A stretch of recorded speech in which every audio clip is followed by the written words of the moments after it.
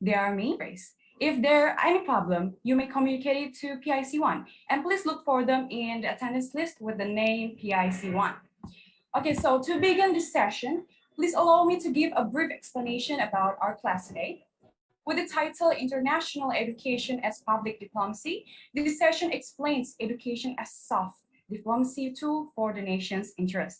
Given the high relevance of the topic for the main theme of IRUD Summer Course 2021, we would like to propose a discussion about public diplomacy with people-to-people approaches through international education.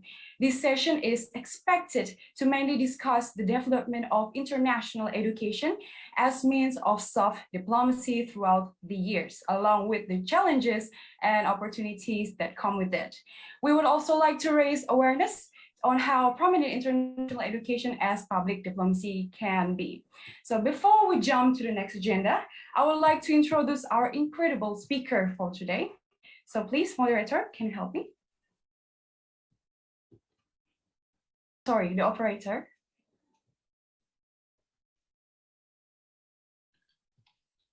All right, can you scroll down a little bit? Okay, thank you so much, operator. So this session will be delivered by Professor Caitlyn Byrne. Professor Byrne is the director of Griffith Asia Institute at Griffith University, Australia. She is a faculty fellow of the University of Southern California Center for Public Diplomacy. And as we can see on the screen, Professor Byrne also had a lot of professional experiences from 1993 to 2017, with her recent professional experience as a senior lecturer in international relations at Byrne University. Okay, scroll down a little bit. Okay, thank you. And she also graduated from Byrne University with a Bachelor of Laws and completed her PhD degree in international relations at Byrne University. Professor Byrne also has published many of her works, with her recent publication in collaboration with Associate Professor Luis Cabrera, comparing organizational and alternative regional citizenships, the case of entrepreneurial regional citizenship in ASEAN, and published in 2021, and has several works that are soon to be published, of course. Scroll a little bit. Again.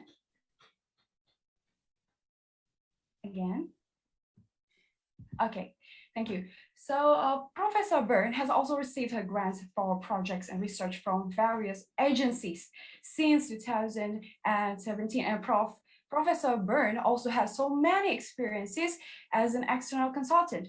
Operator, can you scroll down again? Again, for the next page. Again. Okay. And besides from the many experiences as an external consultant, Professor Byrne also had more experience in learning and teaching, and also she actively engaged as a member and has a lot of achievements throughout her career. Can you scroll down to the last page? And as you can see, this is the achievements of Professor Byrne.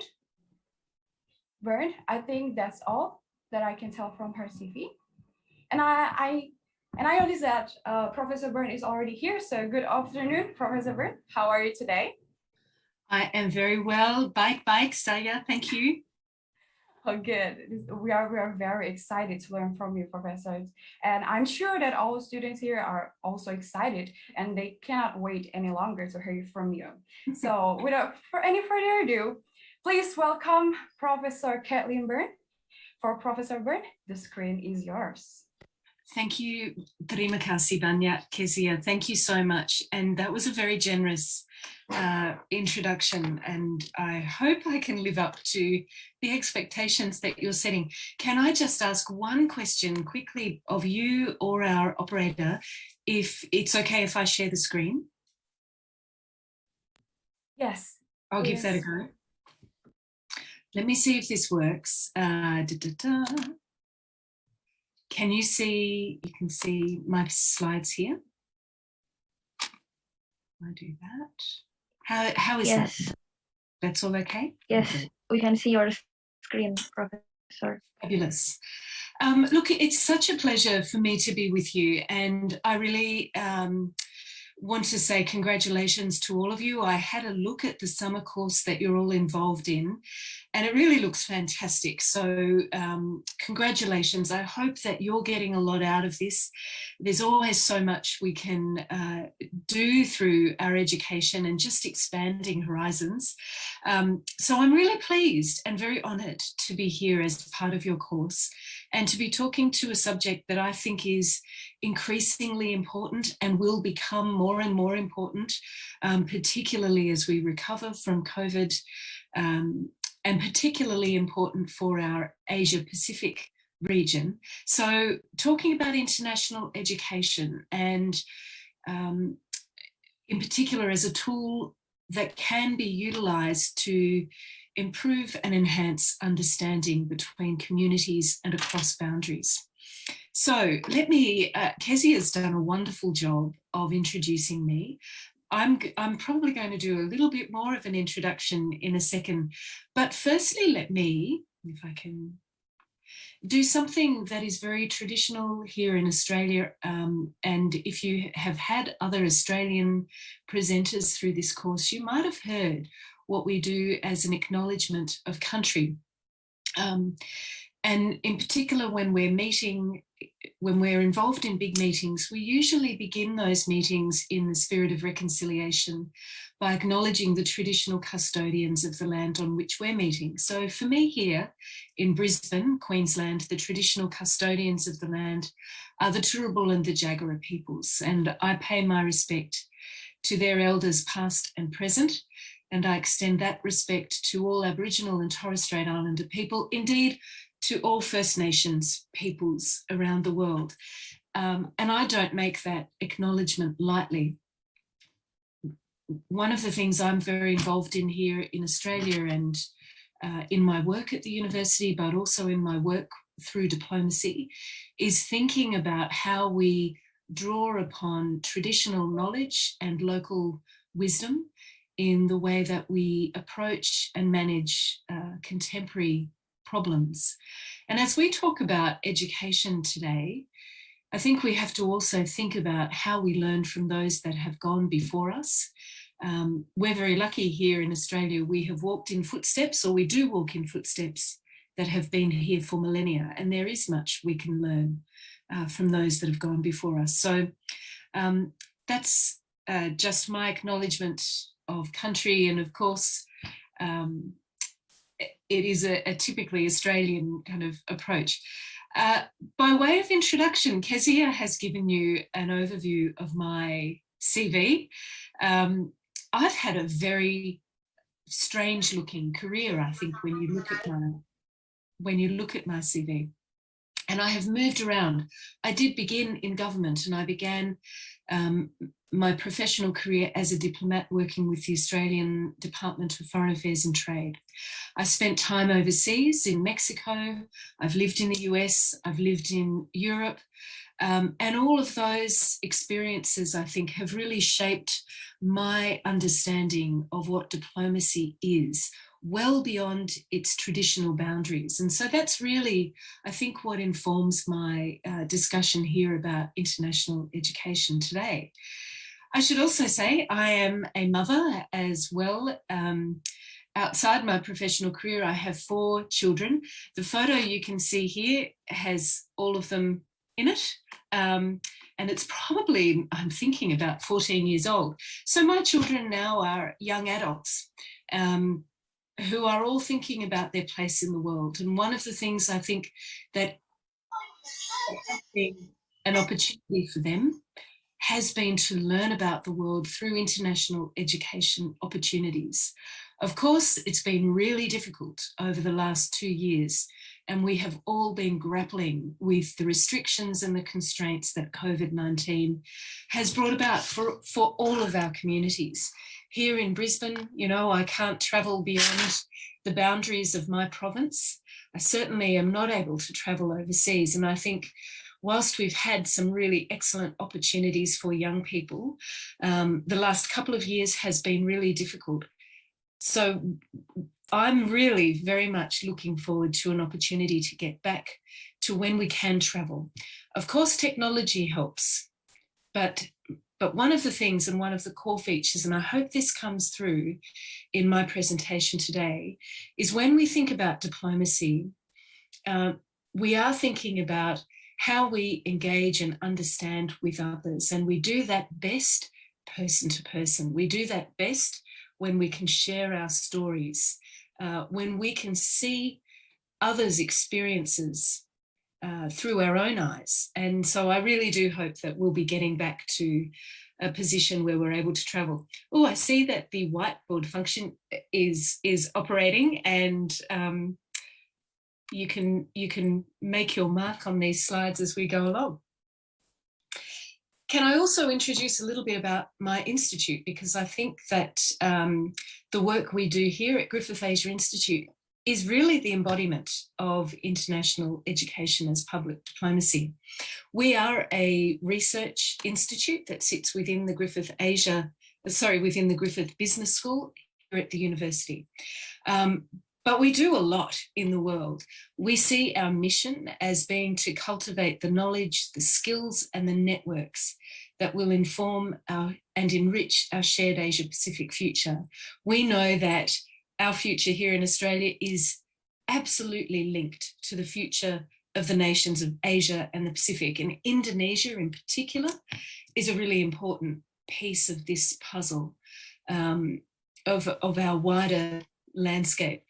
We look at Indonesia as one of our closest neighbours, and yet we don't have the depth of dialogue, of relationships, of connections, of business engagement, of research collaborations that we really should for countries of our respective sizes and our locations. So one of the things we are interested in here at the Institute is building more of those linkages with Indonesia. We do some of this through research, and we focus quite a bit on the politics, the international relations, the security, the economics and the development of the Asia-Pacific region. We're very interested in how all of these dimensions come together to help us think about our future security and prosperity. And we're particularly keen to look at how we can work with each other through these different dimensions to advance the Sustainable Development Goals.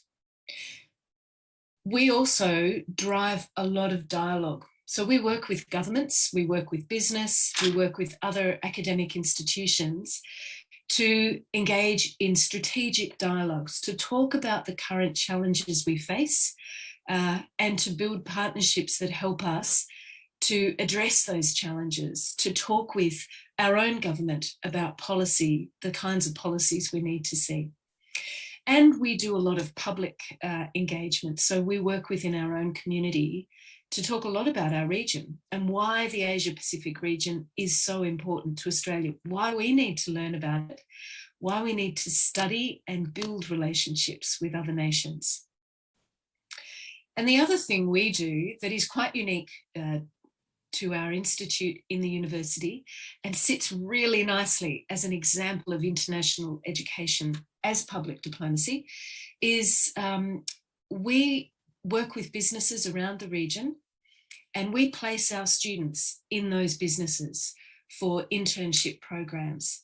So we're doing a couple of things with that. Number one, we're helping our students get the education that they need about the region we live in, about different businesses and how businesses operate across Asia, and to build their own networks for their future employability. But we're also giving them access to wider networks, to understanding how the world works.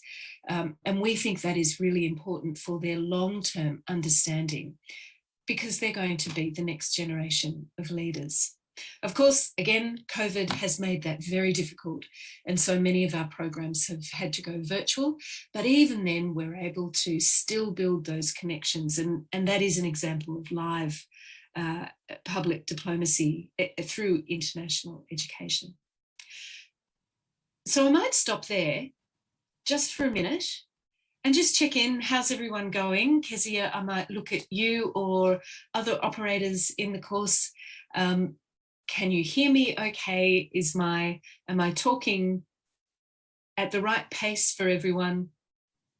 Send me some emojis. If you've got some emojis, how are you feeling?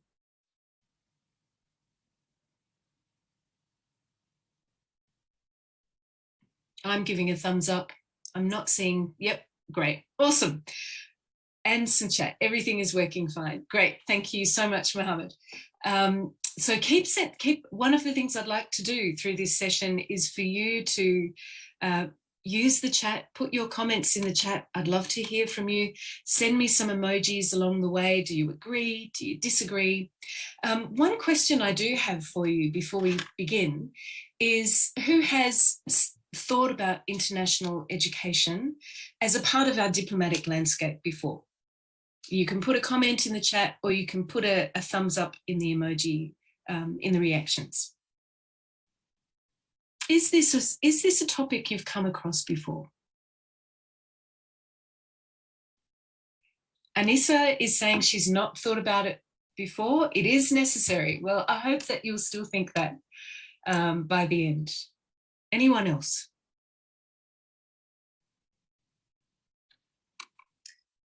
It's funny, I have been learning Bahasa Indonesia, and I've just realized as I'm speaking to you all how terrible I am at it. And I can't even think of any words to say. It's scary. So I'm very impressed that you're all able to be here and you're speaking my language. I wish I was able to speak yours. So Mohammed has also said he's thought a little bit about international education, and some of the proof that it fits this public diplomacy space is that we see scholarships offered by states. Exactly. And Ken is telling us that it's definitely linked with international relations, especially when it comes to academic partners between government institutions. That's a really important point, Ken, and we'll talk a little bit about that as well, around how it's not just people to people. That's, of course, where much of it started. But in fact, we are talking here about institutions building connections with each other. So really thickening the kind of sinews of connection between us. All right. I'll go back and share my slide. I might come back and forth and we can keep working through the chat as well. Don't forget, if you've got particular questions at any stage, pop them in the chat and hopefully I'll also see them as we go along. So let's talk a little bit about the current global landscape. And in many ways, I'm talking a little bit about a pre-COVID landscape. I think that's going to be one of the biggest challenges of our time, is thinking about how we get back to patterns of mobility and how we work through the challenges that COVID-19 has brought about. But these are just some of the things I want to talk to you about today. We'll talk about that global landscape. We'll talk a little bit about what public diplomacy is and how it also connects to soft power. I'd like to look specifically at international education as public diplomacy, thinking in particular about the modes of education, and also this idea that there is a life cycle approach at play. It's not necessarily just a short transactional engagement. And throughout all of this, you will see that I'm drawing on an Australian experience. So I know a little bit about the Indonesian experience, but I think there's more to be developed within the Indonesian experience, but certainly the idea of scholarships as a key way of engaging with the outside world is something that Indonesia has engaged with. All right, so in terms of the global landscape, I don't think I'm going to be telling you anything that you don't already know when I say there are immense and dynamic forces of change at work in the world. We are seeing a strategic reordering underway, and I'm sure you've talked about this from your international relations perspective, where the centre of gravity of power and economic weight is shifting from the West to the East, where the Pacific and Indian Oceans have become the kind of highways of commerce and trade, far busier today than the Atlantic Ocean, which used to dominate global in terms of global commerce and connections. Power too is changing. Not only is it shifting in terms of new forms, well, rising powers. We're moving from a unipower world to a multipolar world, and much of that has been driven, of course, by the rise of China. And we're seeing multiple actors, many powers, kind of vying for influence and pursuing their interests on the global stage. But it's not only that, power is shared between multiple actors, whether they are state and government actors, but also multinational corporations, NGOs and international organizations.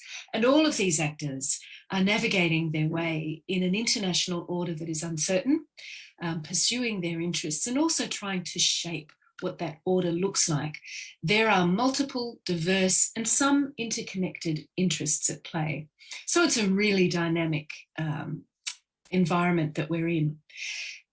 And mobility has been, in the last decade at least, absolutely central, not just in terms of goods and services, but of course in terms of capital as well as people. People who are talented, moving from place to place, who are students and studying, who are visitors and touring, who are looking for work and are part of a global labour force. So people's mobility has really escalated in the last couple of decades. And with that has come this kind of mobility of ideas. And that's really an important part of the public diplomacy piece. Technology too has been an important driver here. And with the spread of the internet, but also the proliferation of mobile devices, has meant we are all far more connected than this century, in the first decade of this century, than we were perhaps for the previous 10 decades of the previous century. So the scale and the pace of change is really shifting, as well as this new global reality of mobility. Now, once again, you'll hear me say this so many times, I know it will probably be too much. Of course, COVID has changed this. It has disrupted this sense of mobility. But I think what we're seeing is an increased appetite to get back to forms of mobility that allow us to connect more effectively and to transform those forms of mobility as well. Now I'm just trying to find my cursor. There we go. I've already mentioned the state is not the only actor, that this is a crowded and competitive landscape. And in this landscape, governments and states realise that image and reputation are increasingly important to the way that they can advance their own interests, build relationships with other states, set the agenda for particular issues. So there is a new need to exert influence, not just state to state, but of course from states to public audiences, and governments around the world, whether you are part of a big, small or middle-sized nation, are looking at ways to inform, to connect, inform, involve and engage public audiences. Now that includes through media, through civil society, through business, through academics, through students. So this landscape has really opened up. And that's changed the nature of diplomacy more broadly. You know, many of you would know that diplomacy in its traditional sense relates to official relations between states.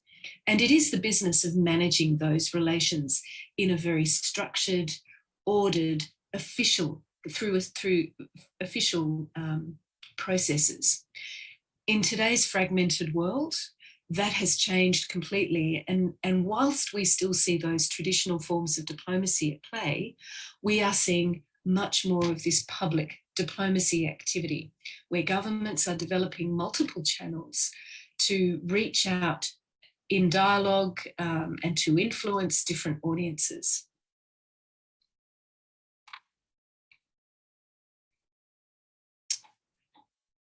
So if we were to define this shift, what we can identify is a new form of diplomacy called public diplomacy. You might hear it talked about as new diplomacy, that is defined most simply as diplomatic engagement with people. It is used by global actors around the world, and it leverages soft power, and we'll come back to soft power shortly, to do a couple of key things: to build and manage broader relationships, to enable a better understanding of cultures, of attitudes, and of behaviours, and to shape perceptions and mobilise action. Now, all of this about public diplomacy that is enacted by governments, it is all about advancing foreign policy goals. Sometimes they will be very narrow, national interest goals. Sometimes they will be much broader shared goals, goals that are actually shared across a region, for example. And I think we're seeing this more and more with topics like, in the way that we address grand challenges like climate change or development, or even responding to COVID-19. So why do we do it? Why does public diplomacy matter? If we're thinking about this diplomatic realm, well, it matters for a few reasons. It matters because it allows us to enhance diplomatic influence, access, and outreach. They are your traditional kind of, your traditional motives of diplomacy. But it also allows states to garner better support and to build coalitions for policy outcomes, trying to influence foreign governments through public audiences. Of course, there is a trade component here. There is an economic diplomacy component. So public diplomacy is also about promoting opportunities for trade, tourism, and investment. And education there can be particularly important because it has it's about the destination in some respects. And of course, there's this other element about promoting public diplomacy as a way of promoting positive, benign, and hopefully accurate images of a particular country and the people of that country. And that's really important because one of the key priorities that all countries have is to manage and maintain the safety of their citizens at home and abroad. And that safety is much more enhanced if the rest of the world thinks positively about your people and your culture and your country. So I'll just stop there very quickly and check, is everybody okay? Any questions to come out of that?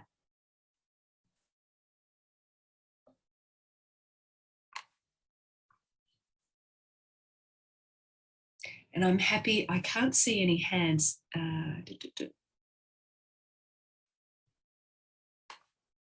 Feel free to use the chat. Mohammed's saving his questions for later. Ken is all good. Okay, great. All right, we'll get to the end. I just don't want to bore you. If you feel like I am just talking on and we need to stop and have a break.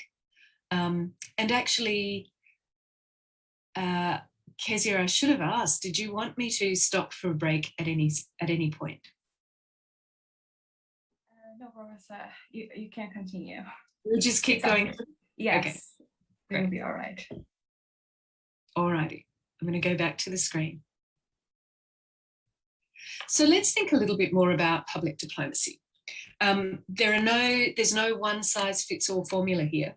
And this is where it gets interesting. And, it's where a lot of traditional diplomats are uncomfortable sometimes with public diplomacy because it doesn't fit these nice, neat, structured, official kind of modes of operating.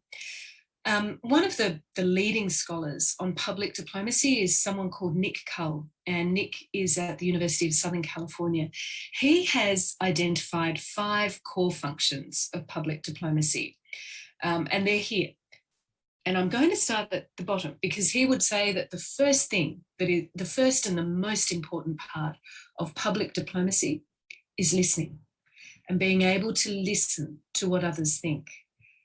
He would say the second piece of public diplomacy is around advocacy, and often traditional diplomats are engaged in advocacy in the way that they work with communities outside inside and outside traditional spheres. Media broadcast is another aspect of public diplomacy, and this is probably one of the core earliest features of public diplomacy from its modern origins in the Cold War, or really coming out of World War II, where we saw governments actually support and sponsor radio broadcasts that might shift the way that people thought in other parts of the world. And you might remember, the Voice of America, for example, began as this kind of broadcast opportunity. The BBC, for example, today is seen as having really strong public diplomacy qualities for Britain and the UK. Educational exchanges come into this piece. And this is, again, something we've seen over time for millennia. There have been educational exchanges at play around the world from the time of Plato and Aristotle as part of building a kind of community of nations, or a community of understanding across boundaries.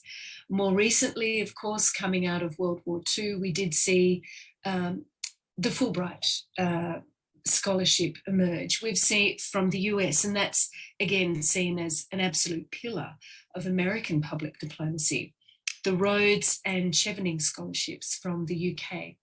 So scholarships are quite a core part where it is recognised that leaders around the world, emerging leaders, can be a really important asset for building influence.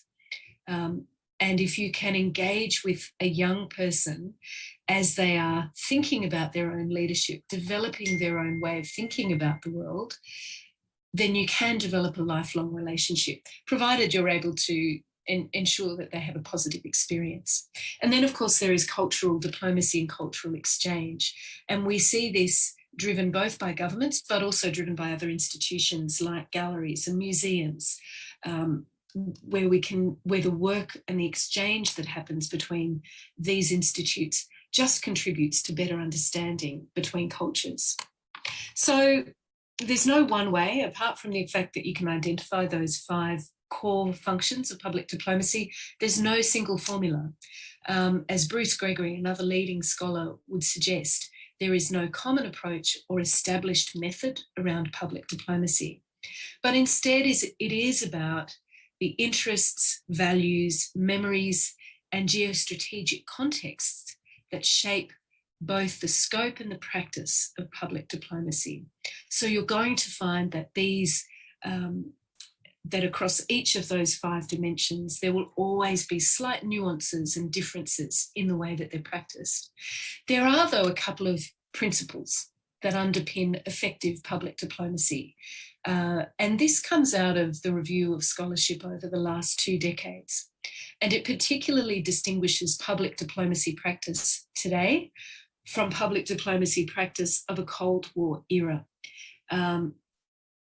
And these principles emphasise the 2-way open nature of public diplomacy today, where there is an underpinning of partnership or reciprocity at play, where it is credible and authentic, not of a propaganda model, which is one-way messaging or broadcasting, and where it's tailored to the audience's context, to what their needs are, to what they're looking for. So there's a real element of 2 or multi-directional engagement at play. I'm just going to move the slide. I'm going to shift gear just for a second and talk about how public diplomacy contributes to soft power, because public diplomacy itself is very much based in practice. It's fairly sketchy when you think about the theoretical groundings of it. I would suggest that public diplomacy's conceptual grounding comes from soft power, a phrase that was termed or coined by Harvard professor Joseph Nye in the 1990s. And when Joseph Nye talks about soft power, he himself mentioned that there's nothing new here. He was actually drawing on a whole body of knowledge around the development of power and the different dimensions of power in international relations. And you can find elements of an emphasis on non-material or ideational power across all the theoretical traditions of international relations, whether you're talking about a realist perspective, where there is an understanding that whilst material power might be emphasised, non-material power and the power of public opinion can play a really important role. But also in institutional liberalism, where the power that comes from cooperation can be important, and the power that comes from integrating other forms of practice become important, and of course through constructivism, if you're thinking about the power of ideas and how we can influence each other through our interactions. Nothing is static. So all of these traditions actually talk to some of the fundamentals of soft power. So it's not all that new from an international relations perspective, but it does provide a really important counterpoint to hard power being the threat or the use of force. Soft power is about the capacity to influence the preferences or the behaviours of others without coercing, without resorting to force or the threat of force. For 1 second, I'm just going to go forward a slide and then I might come back. When Joseph and I talked about the fact that soft power was as old as the sun, he was right. I'm giving you a picture here that is a very famous, it's a picture of a very famous tapestry called The Fields of Cloth of Gold.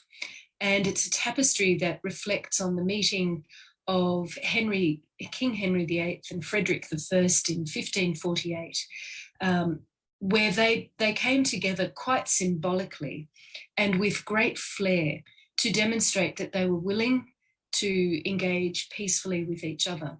And in doing that, they wanted to demonstrate their cultural, to each other, the kinds of cultural dynamics and richness that they could bring to the relationship.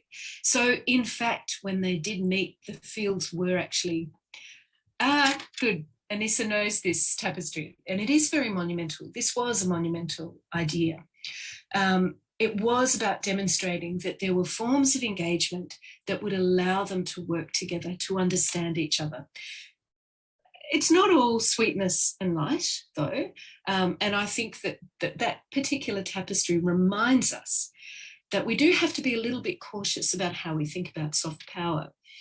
It is based in the idea of attraction, of perception management, and it can then lead sometimes to the politics of display.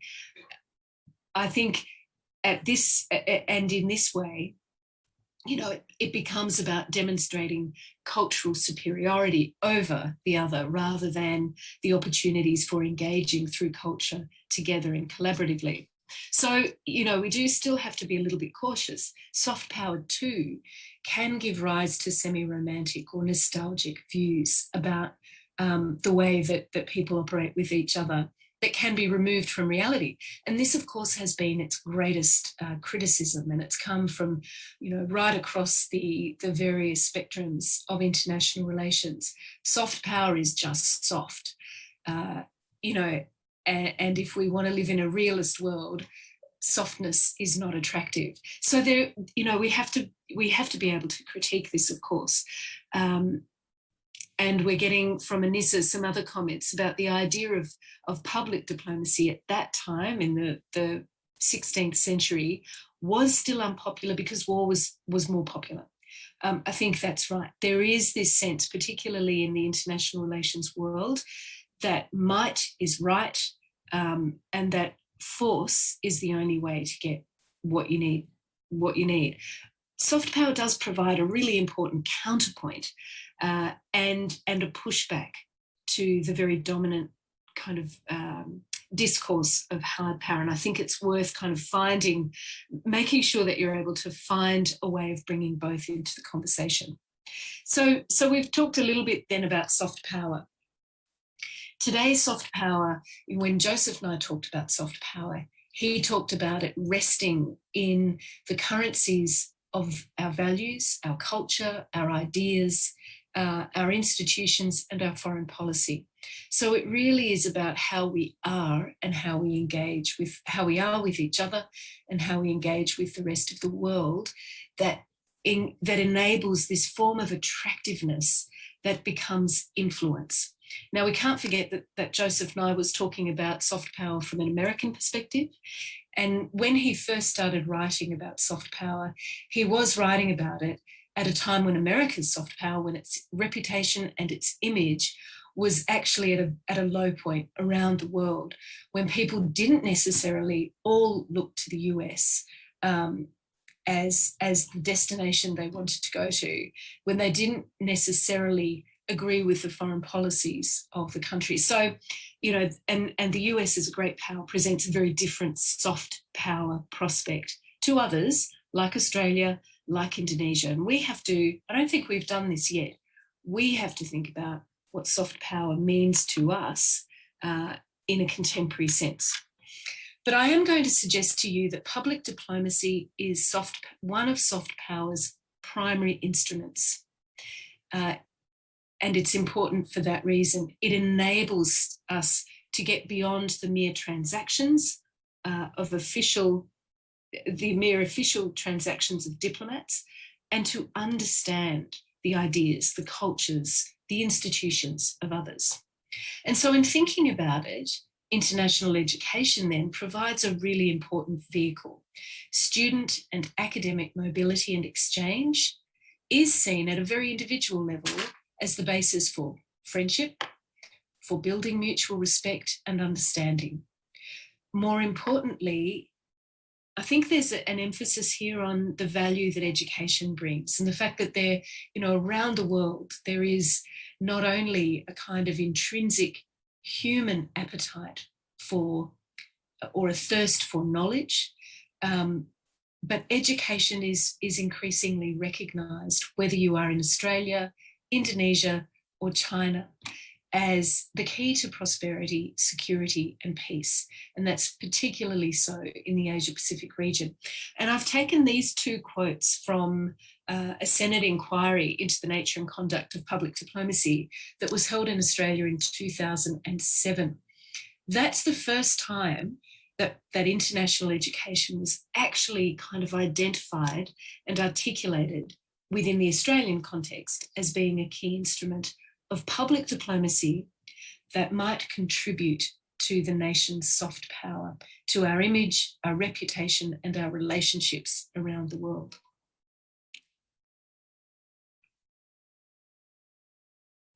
So, what I'd like to do though is just talk quickly about some of the lessons from the past, because whilst international education was mentioned at that Senate inquiry, that government inquiry, it had been part of the Australian landscape for decades. We've talked about it as being more broadly, globally used through things like the Fulbright Scholarship and Rhodes. But if you look at Australia's experience, very much an isolated nation that felt it was an outpost of the British Empire, stuck in an alien Asia-Pacific, where it had a white Australia policy and was very fearful of the region, particularly the region that Australia found itself in, the Asia-Pacific region. It was really interesting that in 1951, the Australian government signed up to the new Colombo Plan, a multilateral treaty, a multilateral engagement strategy that was signed in Colombo between a range of developed and developing nations to promote education. Australia was a contributing nation insofar as it was a destination for education, and it provided scholarships for individuals from South and Southeast Asia to come to Australia to build their technical expertise and to get an education. In many cases, the early students that came under this strategy came into Australian universities.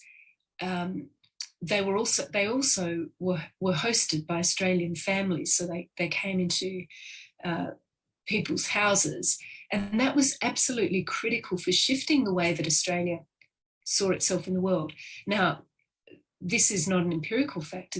It's much more based on anecdotal evidence, but there have been a number of studies tracing the kind of experiences that those early New Colombo Plan scholars in Australia had, and that those Australian families had of the New Colombo Plan scholars that they were hosting. And what we saw from 1951 through to 1971 was the gradual dismantling of Australia's White Australia policy and a gradual levering of Australia's gaze that had been very much focused on Britain and the United States towards an engagement, an opportunity to engage more closely with the nations around it. So really important for shifting the kind of nation that Australia is and for shifting its identity. From there, we saw, you know, Australia kind of develop into a much more we've seen Australia develop into a much more multicultural society. And that too, that shifting complexion of Australia, I think has much to owe the impact of the Colombo Plan from 1951. And it built networks of influence. So many of those early New Colombo Plan scholars who came to Australia from the 1950s and were here for the duration of their degree, and the scholarships have really continued for several decades, many of them have not only gone back home to their communities with a more positive understanding of Australia and an experience of Australia and networks in Australia. Those individuals have, in many cases, gone on to be leaders in their own right, to be leaders in their community, to be leaders in their parliaments and their cabinets, and to be leaders of business. And of course, I've got two Indonesians, famous Indonesians in Australian terms here, Mari Pangestu and Ibu Mari Pangestu and Martina Lagawa, both ministers in the Indonesian government at different times, and both scholars who had come to Australia, not necessarily under the Colombo Plan, but certainly as part of a broader international education push.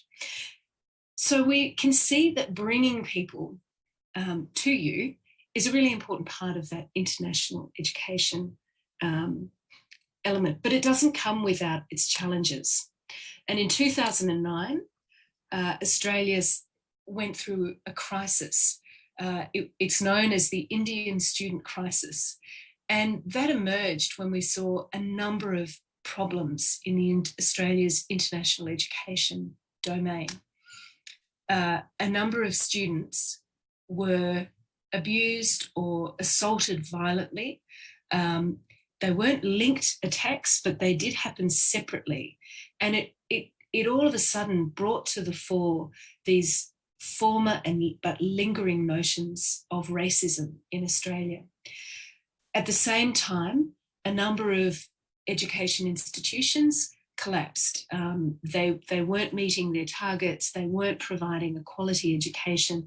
They were very expensive. They were doing a disservice to the students and bringing them out in some cases on false pretenses and then leaving them in very dire situations. So there were a number of elements of the safety and quality of Australia's international education system that were brought into question through these different incidents that happened particularly through 2009.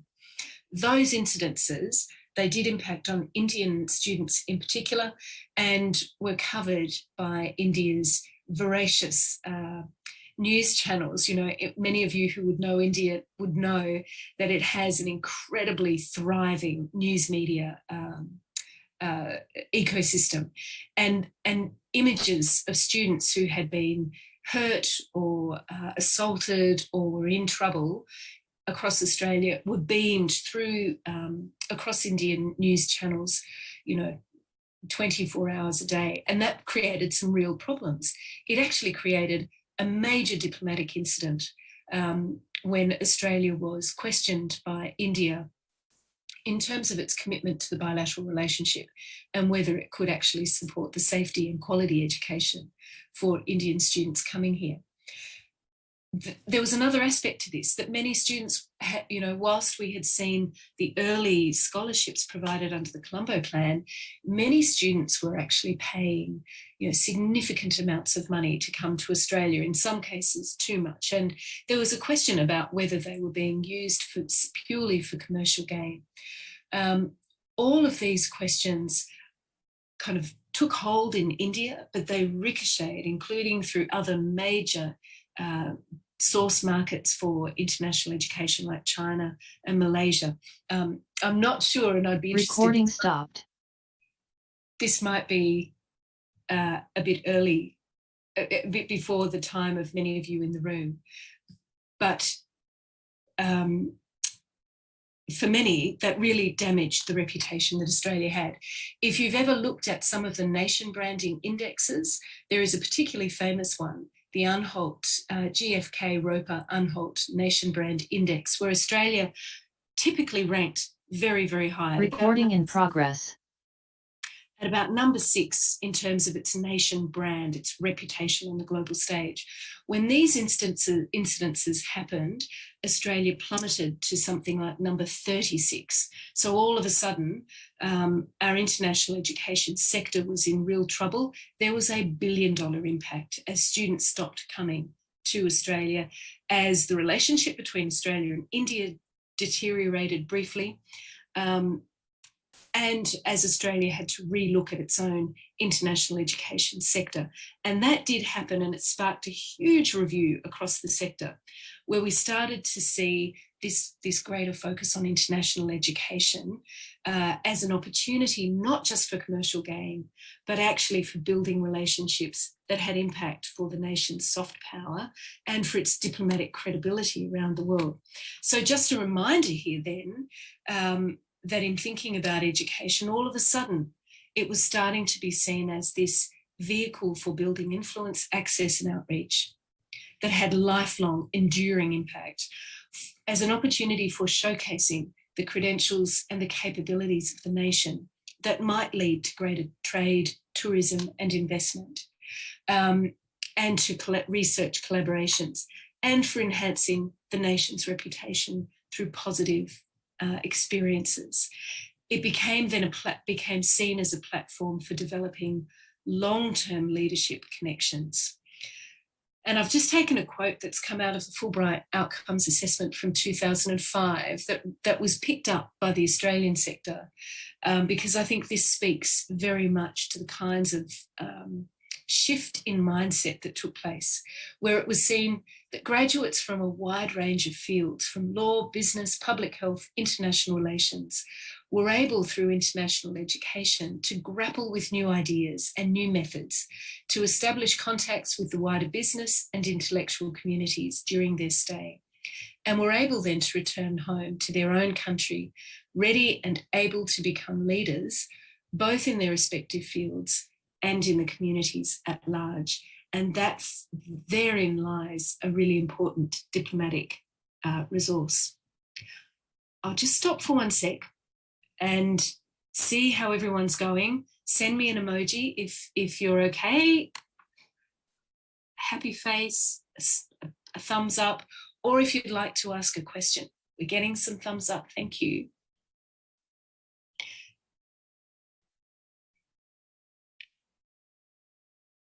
Good so far, great, thank you. All right. I'll go back to the screen.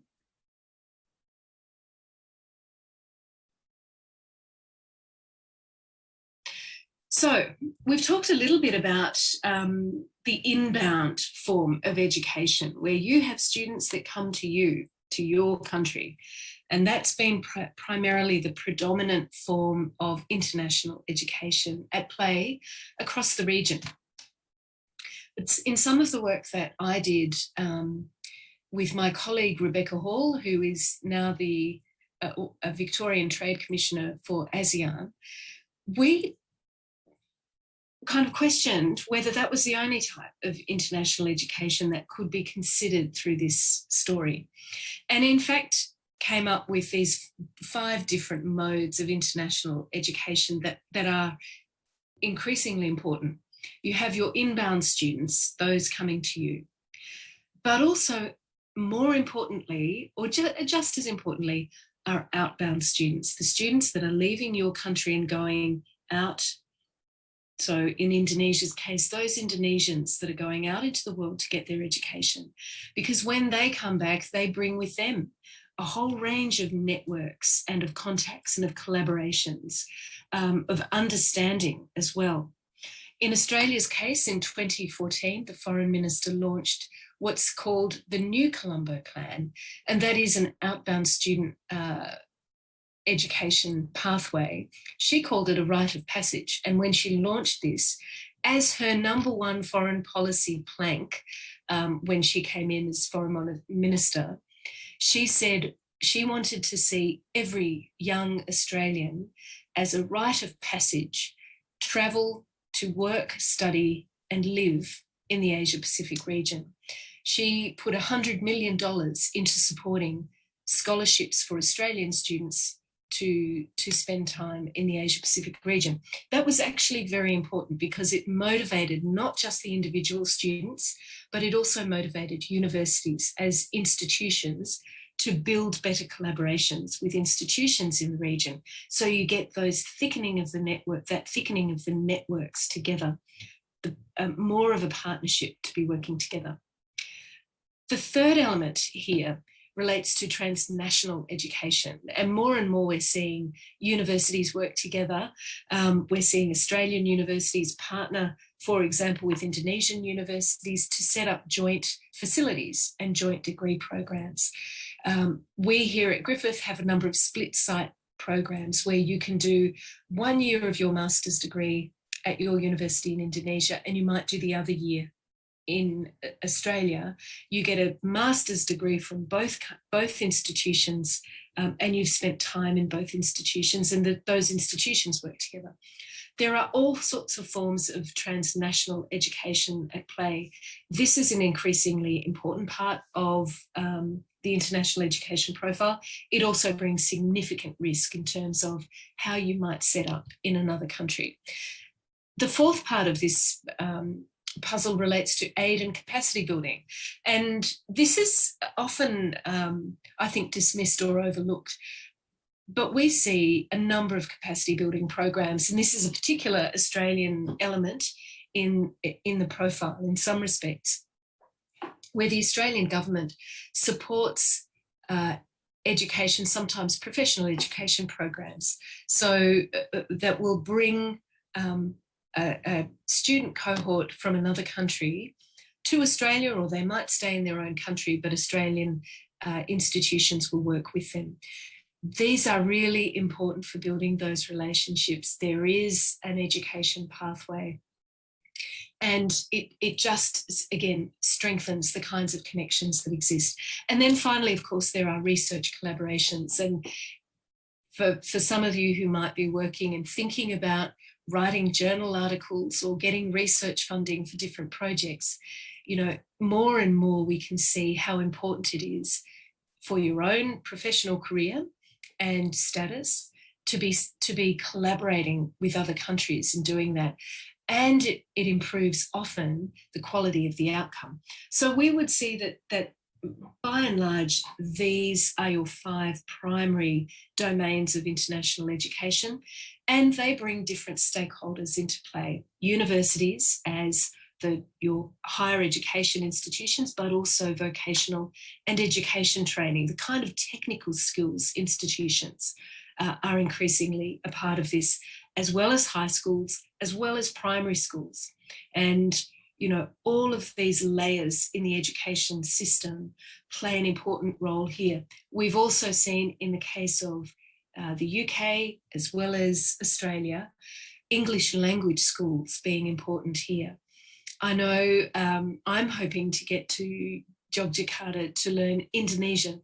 Yogyakarta has a real reputation, certainly within my circle, you can all tell me if I'm wrong, as being a place for students to go to learn Indonesian. And so these are the kinds of things that we're starting to see. And this is how the landscape is quite diverse. It's also very fragmented, and that creates some challenges when you're thinking about diplomacy and you're trying to harness the power and the influence that all these elements bring to bear. I wanted to make just one more mention of another part of this system. And I mentioned it earlier, where when we think about education, we're not just thinking about a 2-year degree here or a short-term professional development course there or an English language experience there. We are talking about developing lifelong relationships. And this is where, you know, that enduring public diplomacy benefit comes into play. A couple of years ago, I spent some time working with the Australian Department of Foreign Affairs and Trade to develop what's called the International Alumni Engagement Strategy. And this is a foreign policy initiative, and it sits within the Department of Foreign Affairs and Trade. And it recognises that between all those different forms of international education, Australia has more than 2.5 million touch points to students around the world, as well as hundreds of thousands of students in Australia that have gained an education abroad, and that this is a diplomatic resource that we need to cultivate, connect to, and sometimes need to mobilise. So Australia has put in place this idea of growing its own global alumni community, connecting with those people who have had an education experience in Australia and those Australians that have had an education experience abroad. And in part, this is about enhancing national interest and utilising, and I've just given you this small clip here of utilising the prestige, the access and the reach of Australia's global diplomatic network to connect these alumni with each other, to mobilise them around particular issues, and to stay connected with them through professional development and business opportunities, and to celebrate their achievements along the way.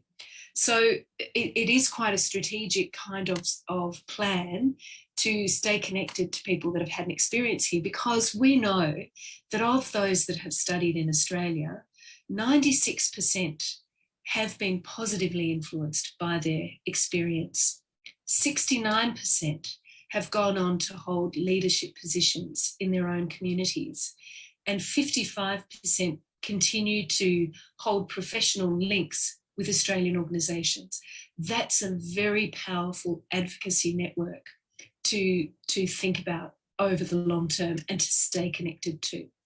But you can't think about alumni as one great big group.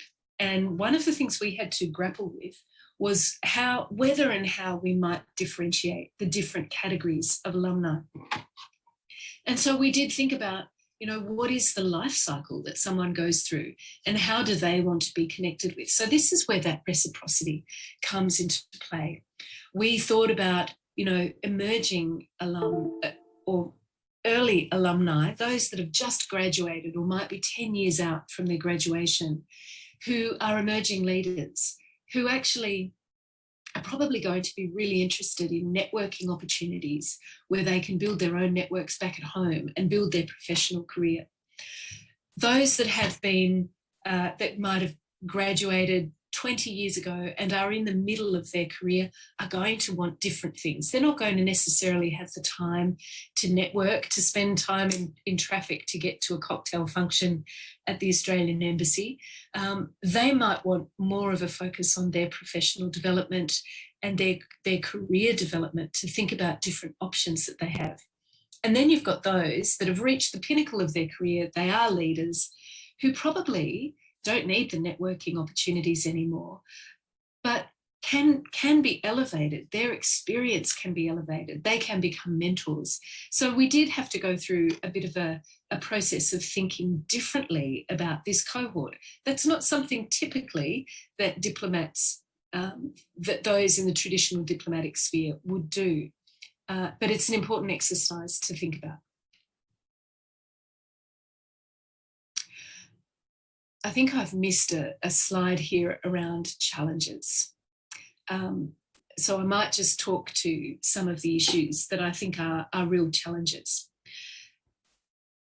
From my experience, if we're thinking about international education as public diplomacy, we have to be able to think very strategically and connect the activities that are undertaken to our aspirations, whether they are national aspirations to build influence and access or to improve trade and investment outcomes, or whether they are shared aspirations to build a community of people who are able to work together to face and address big challenges, the big challenges we're facing today.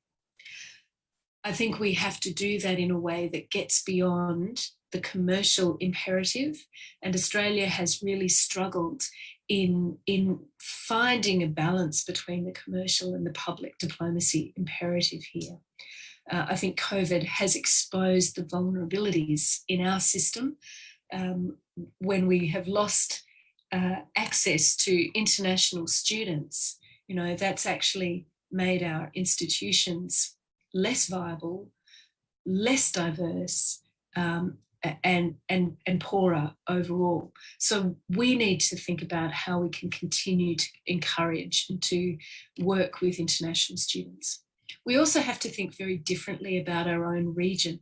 One of the things that has been really interesting, if you look at the Asia Pacific region, is that year on year, up until the impact of COVID, students that were looking for international education opportunities were growing exponentially, particularly from China and India. More students graduate every year in China and India than, in the previous 10 years.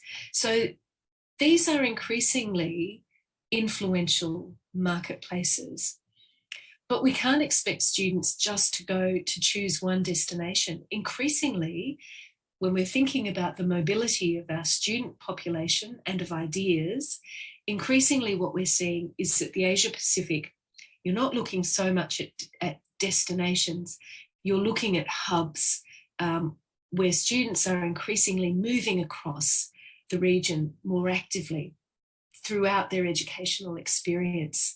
So looking at those patterns of mobility becomes really important for thinking about how you can engage, how you collaborate, how you build transnational opportunities.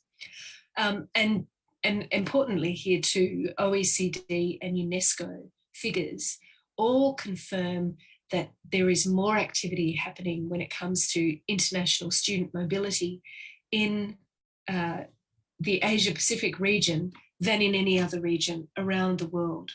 The other thing here is that this group of people in the Asia Pacific region are much more technically savvy and digitally connected. So they are looking for opportunities that blend the in-person and the virtual experience. And we've got to be better at responding to those needs. In terms of how you take some of these ideas forward, there is a real challenge for traditional diplomacy, because traditional diplomacy has never really looked inwards for its partners.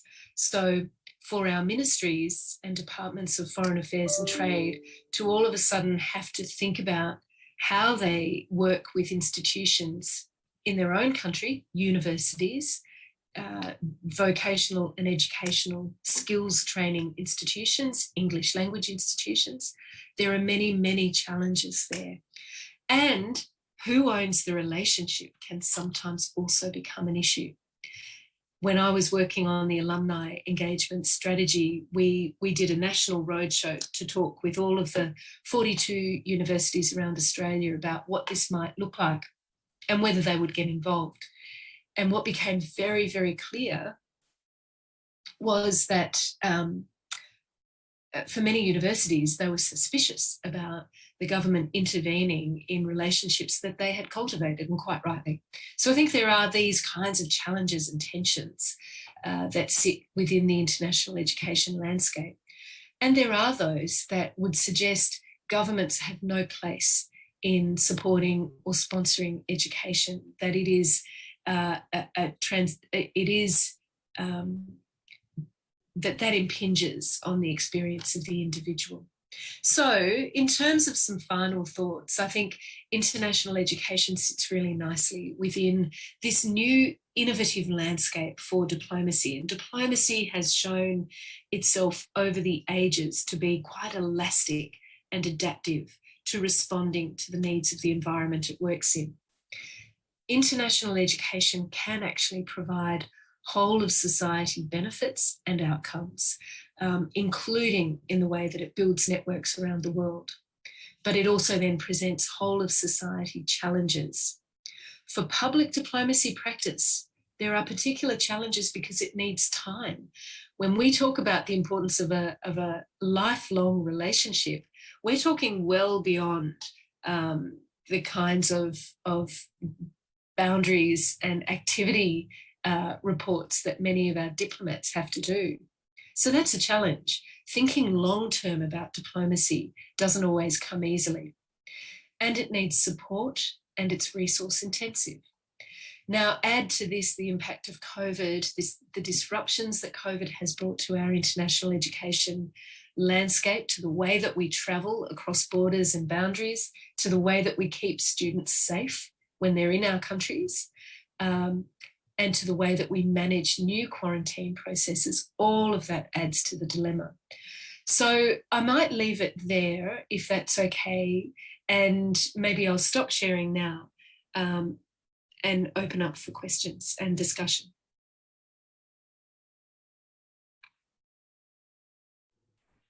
Okay, thank you so much for Professor Byrne for the very insightful presentation. And now we're going to move to a Q&A session.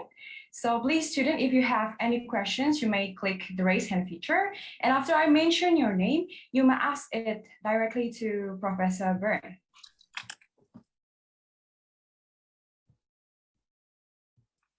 Okay. We can start from Mr. Muhammad Ali Farhan. You may open your mic. Okay. Thank you very much for the opportunity. Before I go into the question, I would like to say what a very interesting lecture coming from you. You know, I've heard a lot about Australia and Griffith University, Monash University, that has been plaguing my Instagram ads. You know, it's like, if I do say so myself, it's one of the countries that I would like to visit at least once in my life. And, you know, a lot of like soft diplomacy has been done by Australia through like education, of course, and maybe from the entertainment side, like, you know, Australian actors, Australian bands, AC/DC and all that. But I would like to focus on the soft power and the education part. So, like you've said, that soft power actually can paint a state in an idealistic way, so to speak. Like, oh, like a state is very beautiful and it has a very good education and all that. So, forgive my skeptic self, because that's just me. So, in my opinion, that those like, you know, painting state in an idealistic way, in a very good way, not really realistic ways, actually could lure people who are interested to, you know, to study there, to like, maybe like, rather than going back to their original country and maybe try to implement all of those knowledge that they have gained from other state to actually just stay in the States. And so, in my opinion, that would make the home country lose like one of their labor powers, or one of their, you know, their very important assets. So my first question is like, why would state risk losing their labor power or their greatest asset, so that people would get scholarship, or that people would can go to other places? Stopped. And the second question is regarding on the international education itself. A lot of the times you mention along the ways of, you know, like investment or like market. So I see that international education is also closely related to the monetary side of things, the business side of things. So, in your opinion, do you think that international education opportunities can be promoted to those who are less fortunate? Because, of course, with Recording in progress. With investment and all that comes money, and the people who want to get those educations need to have money, and those usually come from people who are more fortunate, with more with more a fortunate background than maybe say people who don't really have money to pursue that. So those are my question. Thank you. Great questions, Mohammed. I was on mute. And can I just say one thing? I'm so glad you heard about Griffith. We do want to see students here. I want to show you a picture. Here's a reason to come to Griffith. I'm going to share my screen. I just added this a second ago. We have koalas.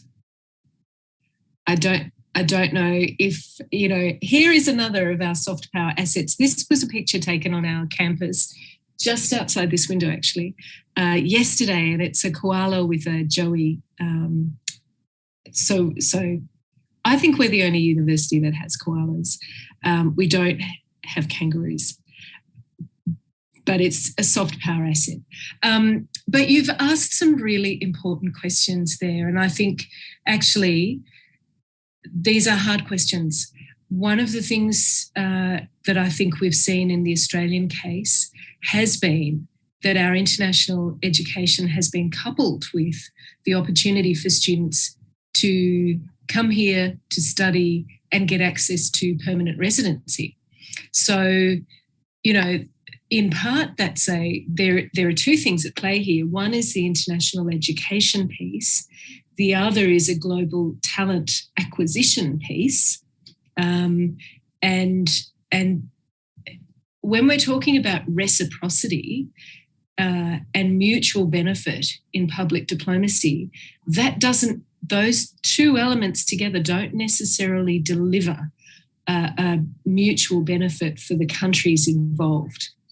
Thinking about Indonesia, President Jokowi has launched a really significant push for human capital development and really kind of looking and promoting opportunities for Indonesians to build their education, to build on PhD studies. But the premise there is that students are supported to leave, to go study, but to bring that knowledge back home. So I think countries, locations are grappling with this tension between the human resource capital development of it on the one hand and the global acquisition strategy on the other. And they don't always fit nicely with what we're talking about as public diplomacy. So there are absolutely inherent tensions. And I think you're very right to critique and to be clear-eyed about that.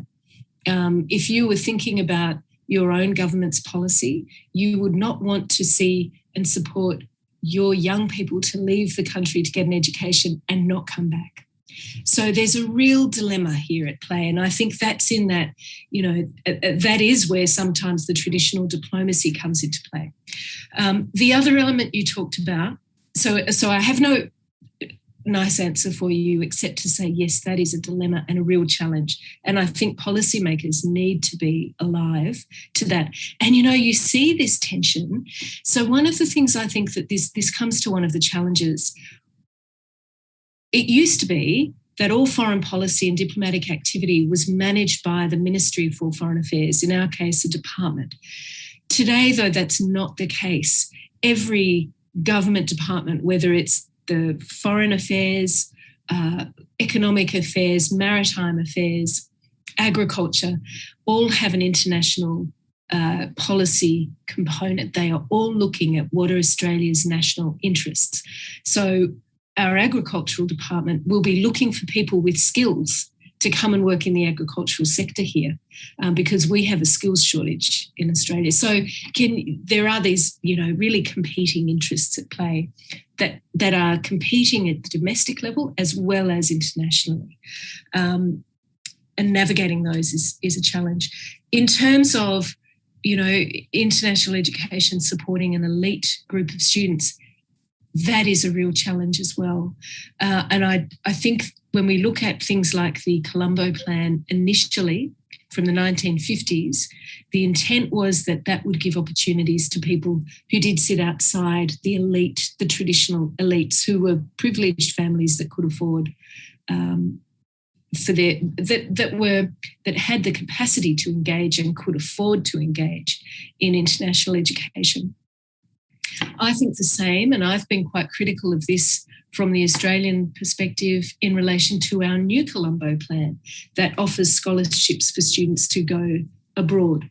I don't think it serves our national interest to have only those elite privileged students, those who are in the elite and the privileged cohorts and communities to have access to international experiences.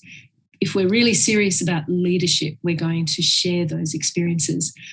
One of the things I would say about Griffith, again, just as a university, is that we tend to have more first-in families. So many of our students from the domestic market, as well as from international markets, are the first in their family to go to university. And that's actually something that the university itself has kind of said, this is part of our reputation, because we want to make sure that we're able to support people from every level of society into education, because we think it's important, and we think it's important for our communities.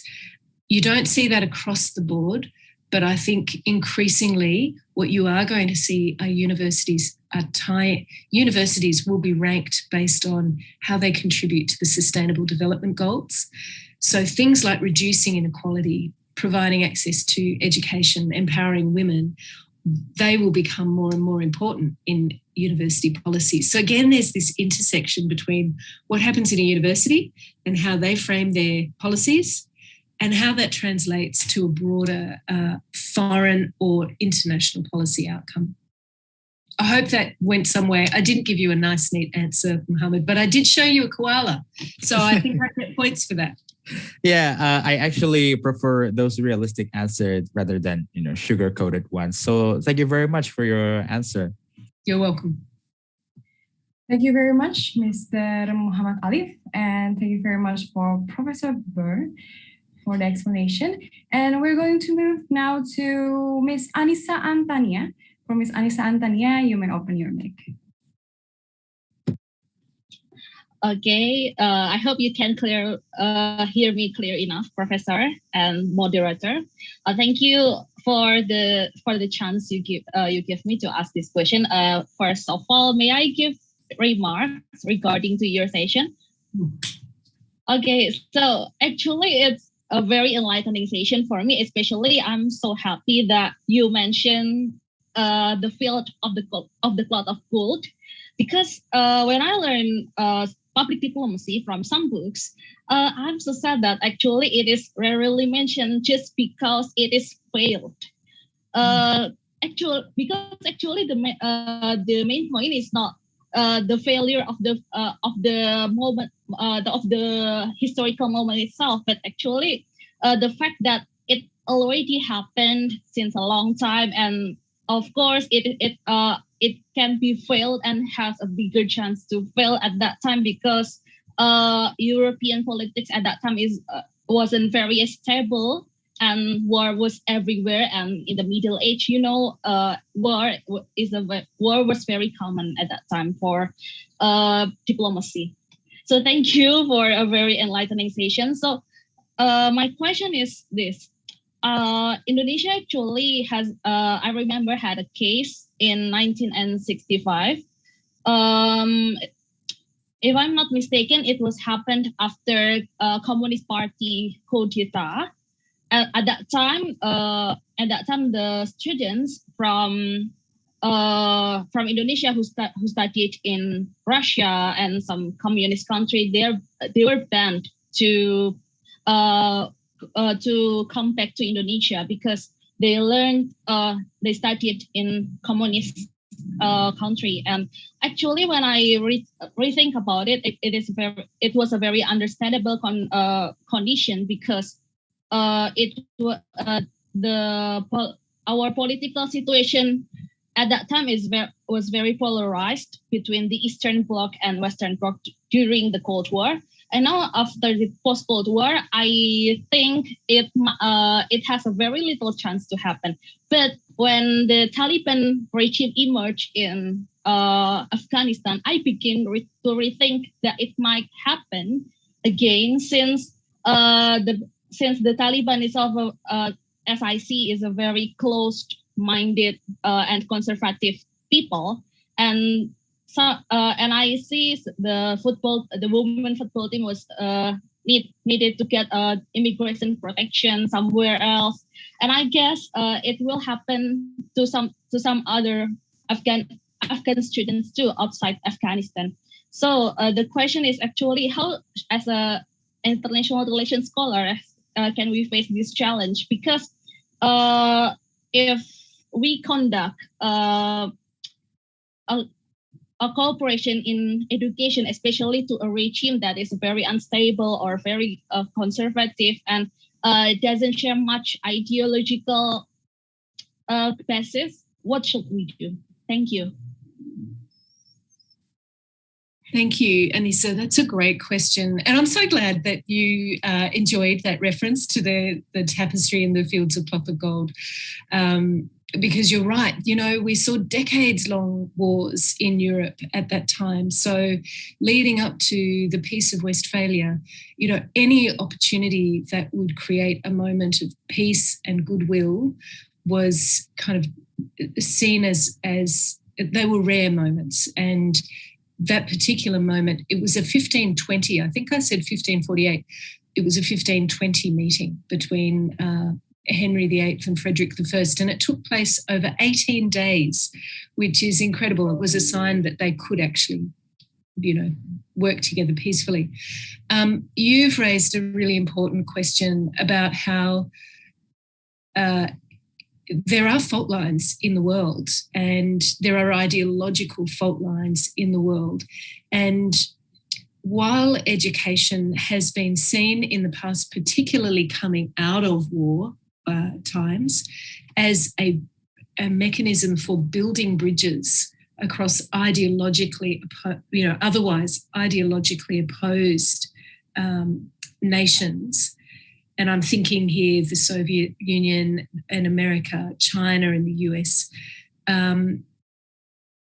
We do seem to be reverting back to a time where those fault lines are becoming more important and proving more difficult to bridge. And where our institutions, we see it here in Australia, in terms of the Australia-China relationship, where institutions are being increasingly scrutinised in terms of the relationships between Australian and Chinese institutions by the government, where opportunities are not supported across either side for students to go from one to the other. And, students that do go and travel in some places may get stuck or may not be allowed back into their own country because they will be seen to have dangerous ideas. And, this to me reflects the power of something like education. It also reflects the power of things like music and culture and art, when you see that quite often these are the things that are attacked, particularly by extremist groups, and that are squashed or constrained. And we have seen this in Afghanistan. These then are the things that we have to try and promote and preserve, because they are seen as being dangerous for extremist ideology. And this, I think we're fortunate in Indonesia, in Australia. We live in democratic societies where, ideas are still valued, where although we both have our constraints.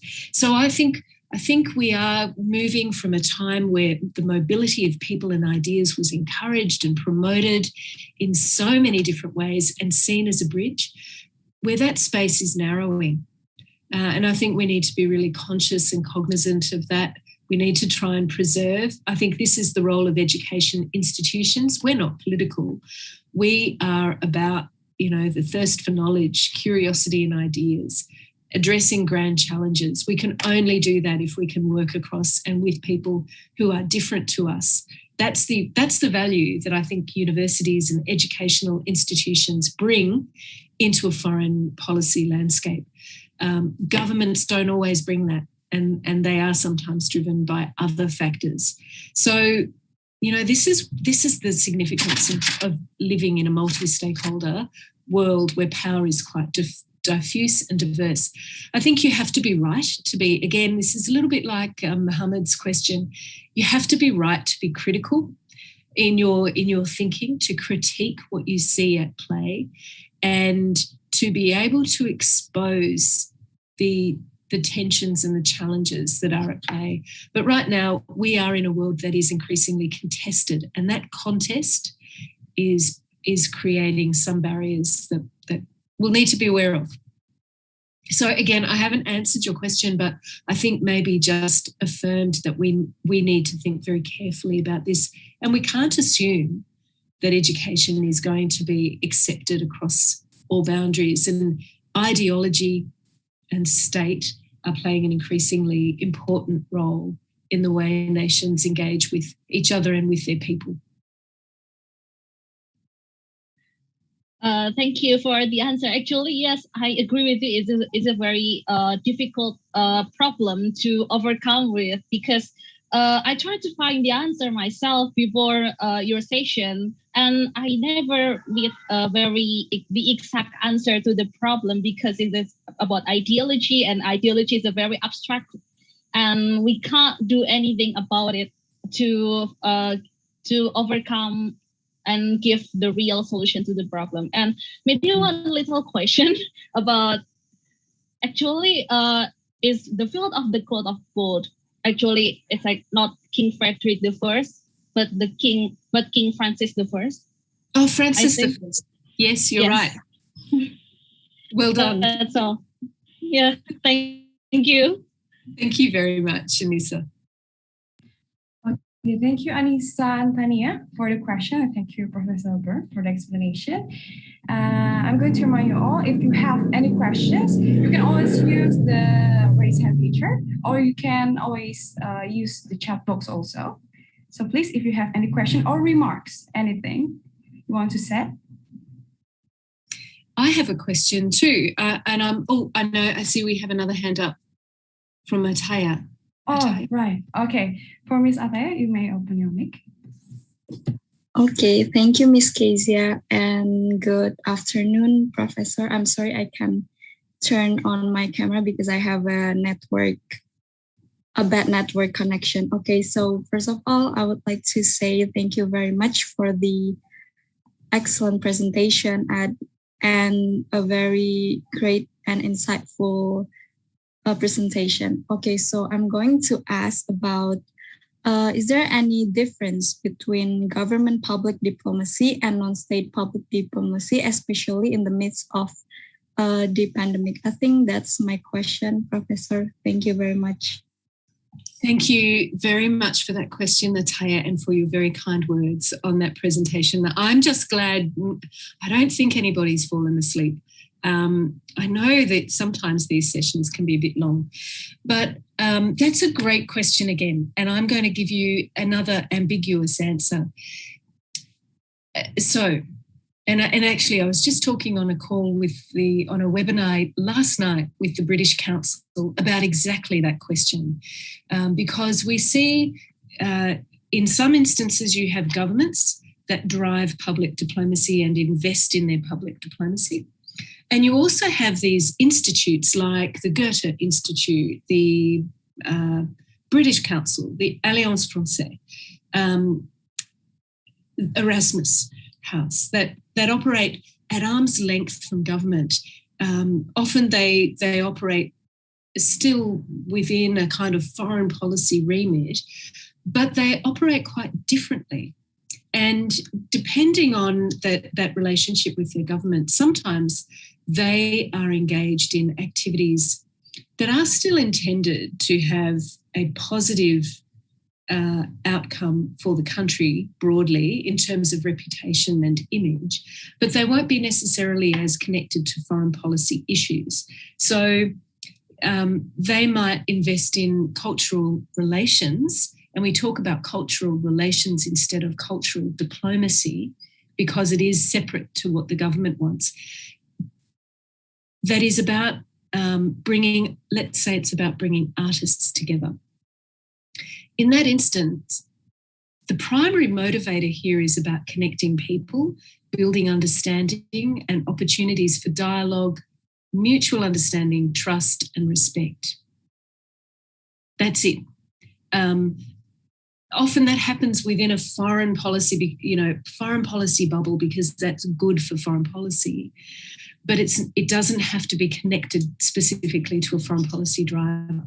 So you do see this difference between very government-oriented public diplomacy that can be instrumental. It can be about achieving a particular outcome.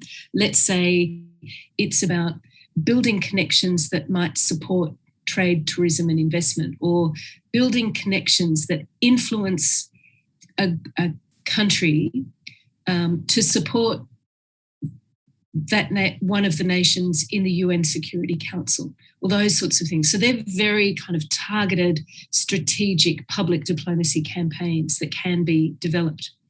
On the other hand, you have these less targeted, less strategic activities, which might be purely about bringing people together through art, through sport, through education, and it is simply about building mutual understanding. That has a positive outcome, but it's not necessarily as strategically driven.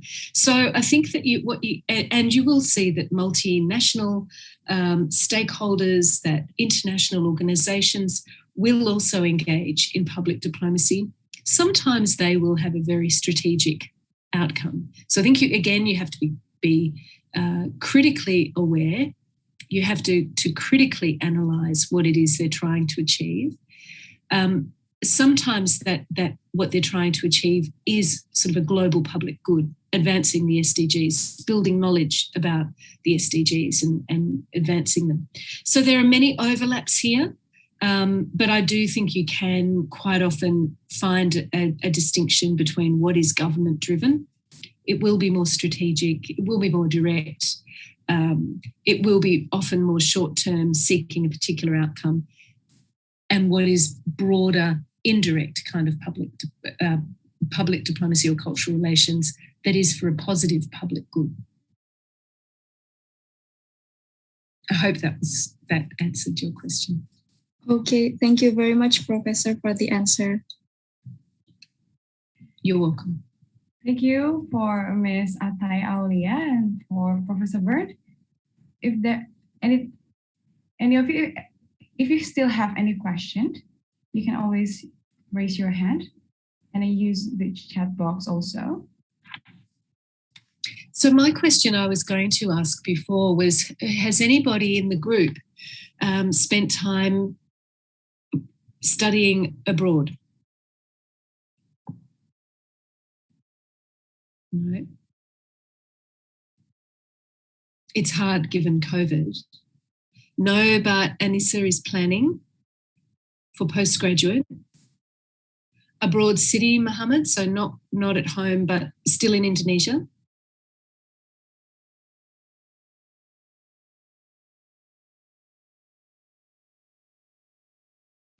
And nobody else. I would be interested if you do. Yeah, that's true. Though you're also planning for postgrad. And if you do, I want you to think about what, do you see yourself through this lens of diplomacy? Rosanna, not for now yet, but planning to study abroad. Fingers crossed, I would say, let's hope borders are open. So, you know, COVID has made some real challenges in this landscape. Fingers crossed for all of us. Back to you, Kezia. Okay, thank you, Professor Byrne. I think all students doesn't have any question.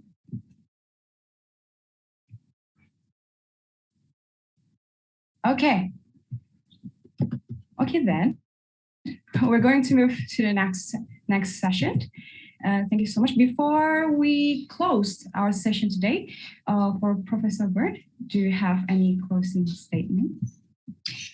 Let me just say thank you to all of you. Terima kasih banyak for listening to me and for being on the screen. I know it can be a very long afternoon. It's afternoon for us. It's probably still midday-ish for you. Good luck with the rest of your program. Enjoy, and very, very best of luck as you think about, you know, the next steps. And if you are studying overseas, feel free to look at Griffith University. Okay, thank you, Professor Byrne. After this, we're going to have a photo session. So for all students, please turn on your camera. And I will count from 1 to 3, so the operator can capture the screen. I hope please be ready, everyone. Okay, I'm going to count. 1, 2, 3.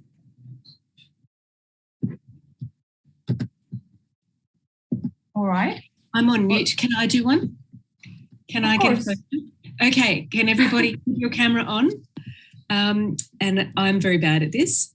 1, 2, 3. Oh, keep it there. Keep going. Oops. I have to do a screenshot. 1, 2, 3. Done.